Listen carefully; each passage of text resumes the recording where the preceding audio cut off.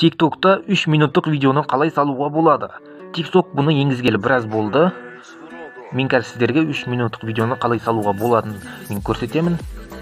TikTok'қа кіреміз, бәлгі ретінде астындағы плюсті басып, галереяңызға загрузка арқылы жасай аласыздар. Тек қана 3 минуттық видеоны салу үшін.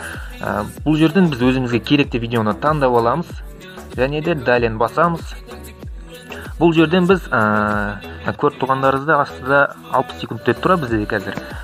Мына қызыл белгіні біз созамыз. Мен қазір сіздерге көрсетемін. Бұлай жылжытасыздар. Қарап тұрған болсаң, көріп тұрған болсаңыздар, бірде 21 секунд болды, бәрі біледі. Бізде 60 секундтық видео салуға болады. Және де бізде бұған музыка қоса алмаймыз.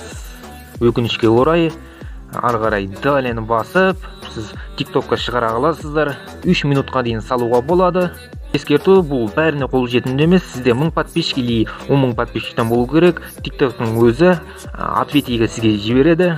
Сізге 3 минутқа дейін видео салуға рұқсат берілді деп, сол кезде ғана сіздер видеоны сала аласыздар.